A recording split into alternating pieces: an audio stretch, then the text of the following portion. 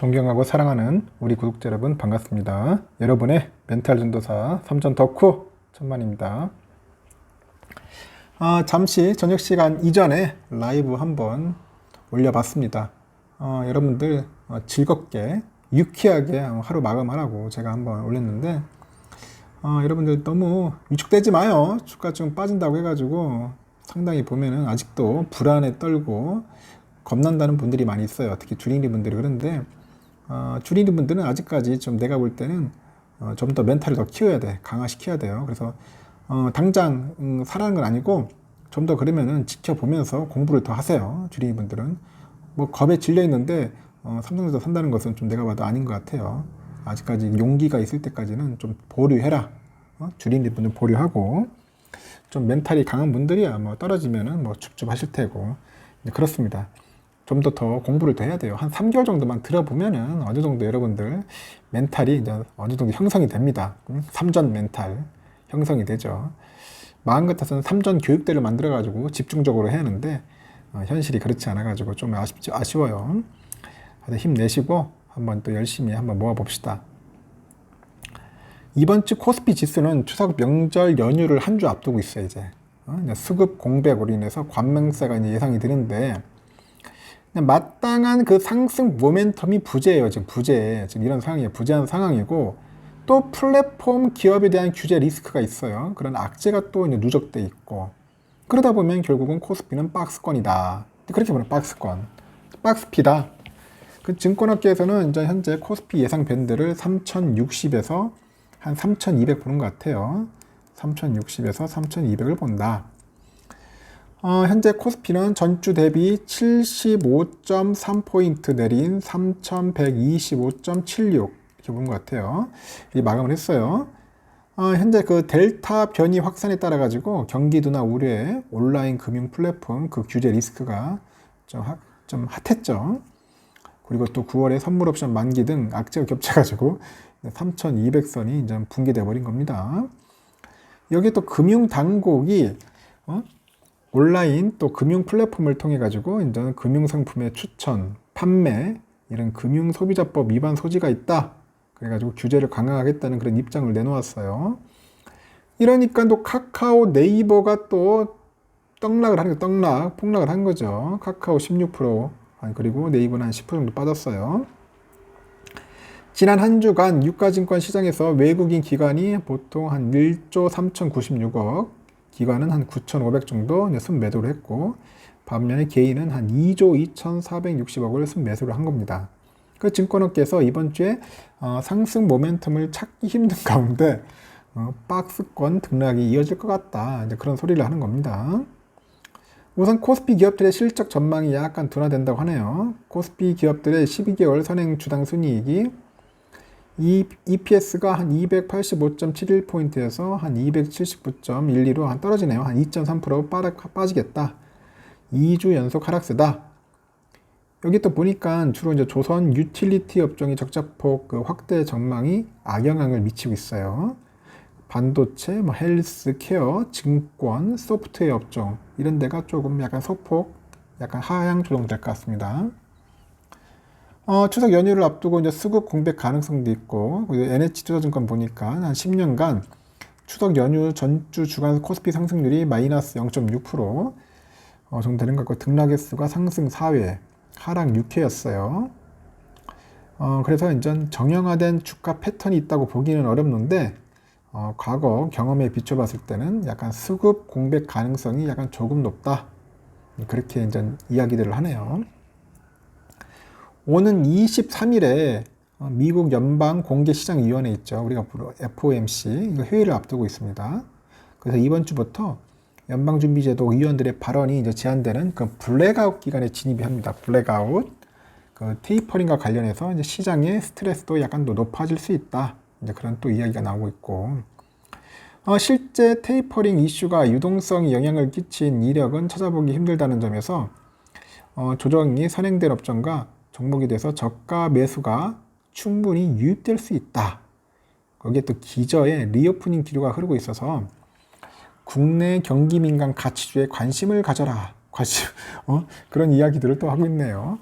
경기 민감 가치주에 관심을 견지해야 한다. 그리고 또 이번 주에 미국과 중국의 주요 경제 지표가 대거 발표합니다. 14일에 미국의 8월 소비자 물가지수 나오고 15일에는 중국의 8월 소비 판매하고 산업 생산 지표 발표돼요. 15일, 16일에는 미국의 8월 산업 생산하고 소매 판매 지수가 각각 또 발표되고 또 미국의 9월 소비자 물가 지수는 그 9월의 FOMC 회의에 영향을 미칠 수 있다. 이렇게 보고 있는 것 같습니다. 그 업계에서는 기대보다 우려가 앞서인 방향이다. 기대보다 우려. 미국의 경우 지금 8월 취업자 수 그 증가세 부진, 거기 또 소비 둔화 이런 게 이제 동반될 수 있다. 그래서 우려가 좀 제기돼요. 중국은 7월에 두드려졌던 실물 경제 지표의 둔화세가 약간 이어질 것으로 예상하고 있고요. 그래서 좀 더 관심을 가져야 할 것은 미국의 8월 소비자 물가 결과인데 물가 지표가 어떤 결과를 보이냐에 따라서 이제 9월 FOMC 회의에 대한 기대와 우려가 교차될 것이다. 이렇게 보는 겁니다. 그래서 8월에 그 고용 지표의 부진에 이어서 소비 둔화까지 나타나면은 또 미국 소비 경기에 대한 우려는 또 커지겠죠. 그럼 또 글로벌 경기 둔화 우려에 또 위험 자산 회피 심리가 확산되면은 결국 또 주가는 쭉쭉 빠질 겁니다. 주가는 쭉쭉 빠질 거예요. 현재 상황이 좀 그래요, 지금. 미국 주식도 좀 빠질 것 같습니다. 약간 좀 불안하기보다는 조금 상태가 안 좋다.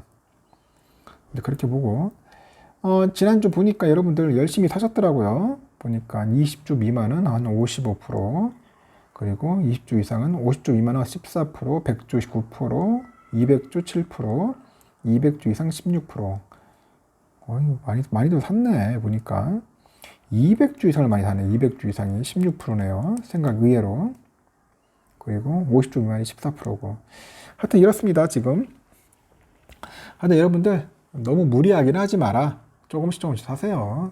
무슨 뭐 갑부집 아들도 아니고 딸도 아닌데 왕창 사지 말고 그냥 제 생각은 그래요.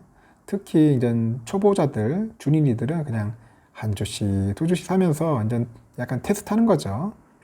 한번 공부도 하면서 그렇게 차분하게 하면 될 것 같습니다. 한 3개월 정도는 그렇게 하면 돼요. 지금은 급하게 하지 마라. 지난주에 보니까 또 많이 샀어. 금요일날 보니까 뭐 다들 난리였어요. 계속 뭐 7만 천에 한 주, 뭐 한 주 이런 식 사는 분도 있고 어떤 분은 그냥 뭐 시원하게 뭐 28주 사는 사람도 있어요. 그냥 28주 뭐 그냥 사는 사람도 있고 또 더 특이한 분도 있어요. 삼성전자 뭐 75,300원에 15주, 399주, 1486주, 1579주 이렇게 막 완전 몰빵 때리는 거야 그냥. 뭐 한 거의 3,000주 이상 사는 거죠. 이런 사람도 있어요. 이렇게 사는 겁니다. 응? 이건 뭐 내가 사라는 게 아니고 본인들이 좋으니까 사는 거야. 본인들이 막 좋아가지고 막 사는 겁니다. 모아야 한다, 수량. 열심히 해야 한다. 뭐 그런 것 같더라고요. 제 생각은 그냥 뭐 한 주씩 사면 되는데 뭐 본인이 좋아서 막 날뛰는데 뭐 어떻게 하겠어요. 그랬습니다. 하여튼 막 좋으면 사는 거고 뭐 삼성전자 뭐 빨리 모으고 싶어하는 그런 있겠죠. 욕구가. 하여튼 삼성전자 수량 많은 사람이 제일 부럽습니다. 미국 지수는 좀 안 좋았어요. 토요일날. 오를 듯 하더니 뭐 다우도 좀 특이해요. 이 파도 치는 물에 떨어졌고 나스닥도 0.87, S&P도 0.77. 세계 지수가 모두 하락세였다. 그리고 좀 영국은 좀 약간 보합이고요. 프랑스 빠지고 독일도 0.09 이렇게 안 좋았습니다. 유럽도 안 좋고 미국도 빠졌다. 근데 필라델피아 반도체는 의외로 올랐어. 3,416 올랐습니다. 그러니까 또 상승의 기운이 난다. 삼성 한번 시원하게 한번 올랐으면 좋겠는데 뭐 지켜봐야겠죠. 여러분들 한번 봅시다. 반도체 섹터는 좀 올랐다. 시장 지표를 보니까 미국 달러는 1170원 보합이고요. 달러 일본에는 109.92엔, 유가는 69.72달러. 일본 엔화하고 유로화는 좀 빠졌습니다. 빠졌고 중국 위안화가 조금 오르고요. 181.56원. 휘발유가 1641.78원 좀 오르고 국제금값 빠지고요. 국내 금값은 조금 올랐습니다. 이렇듯이 약간의 좀 변동 차이는 있습니다. 생각외로 뭐 휘발유 값이 다시 또 오르네. 떨어지지 않은데. 10년물 국채 금리는 한 1.310 정도 되는 것 같아요. 아직까지도 1.3대에서 계속 놀고 있습니다. 1.3대에서 놀고 있다. 아직까지 크게 우리가 뭐 주의하고 두려워할 건 아닌 것 같고요. 선물 지수 다 빠졌어요. 보니까 다우도 0.68, S&P 0.69, 나스닥 0.73 다 빠졌습니다. 러셀도 1.16. 러셀 많이 빠지네. 유럽은 독일은 좀 오르고 프랑스도 오르고요. 영국 오르고 이탈리아도 좀 올랐고요. 이상하게 좀 약간 반대로 가네요. 현물하고 선물하고. 미국이 좀 많이 빠졌다. 또 미국의 영향을 좀 받기 때문에 우리도 내일 코스피는 좀 빠질 것 같아요. 또 삼성전자는 여러분 아시겠지만 보합인데 지금 약간 상승하려다가 꺾였어요. 다시 또 꺾였는데 더 밑으로 내려가지 않을까, 다시 한번 치고 올라가지 않겠나 하는데 내일 한번 또 궁금해요. 지금 애매해. 지금 미국 증시는 좀 빠졌는데 반도체 지수는 좀 오르고 더 이상 빠지기는 힘들지 않겠나 생각이 듭니다. 잘하면 상승하고 보합권에서 놀지 않겠는가, 그렇게 보고 있네요. 잘하면 또 100원 전자의 연출 나오지 않겠나 그런 것 같아요. 근데 여러분들 내일 혹시라도 쭉 빠졌다, 급하게 빠지면은 또 잽싸게 들어가겠죠. 아침에 만약에 또 흐지부지 하다 하면은 좀 기다려요. 조급하게 보지 말고 그냥 하루 쉬어도 되고 아니면은 막판에 종가 가서 봐도 되는 겁니다. 지금 어떻게 주가를 예측한다는 게 상당히 힘들어. 지금요 상당히 힘들다. 우선주도 마찬가지예요. 지금 굉장히 힘들어요. 지금 힘들고 흐름 자체가 약간 올라갔다 꺾였는데 지금 다 제가 볼 때는 더 꺾이지는 않을 것 같아요. 그냥 횡보 갈 것 같아요. 횡보로 쭉 가지 않겠는가 하는 겁니다. 횡보로 가는데 제가 말씀드린 것처럼 그냥 좀 1% 빠지면은 하나 사고 아니면 뭐 약간 관망해도 됩니다. 관망해도 되고요. 오르면은 뭐 어쩔 수 없죠. 오르면은 좀 쳐다보는 거고, 오르면 즐기고 떨어지면 줍줍하고 뭐 그런 전략으로 갑시다. 횡보하면은 그냥 가만히 있어도 되고요. 아니면은 수량이 좀 부족한 분들은 더 모으세요. 모으시고요. 71,000원 밑에는 내가 볼 때는 상당히 뭐 매력이 있는 가격대입니다. 볼 때는 매력 있는 가격대인데 일단은 그 낮게 산 분들이야 좀 높다고 하겠지만은 삼성전자 높게 산 분들한테는 상당히 매력 있고 평단가보다 낮기 때문에 전혀 문제될 거 없어요. 문제될 거 없어요. 뭐가 두려워? 두렵기는 두려운 게 아니라 진짜 없어가지고 좀 아쉬울 뿐이죠. 일단 이렇습니다, 여러분들.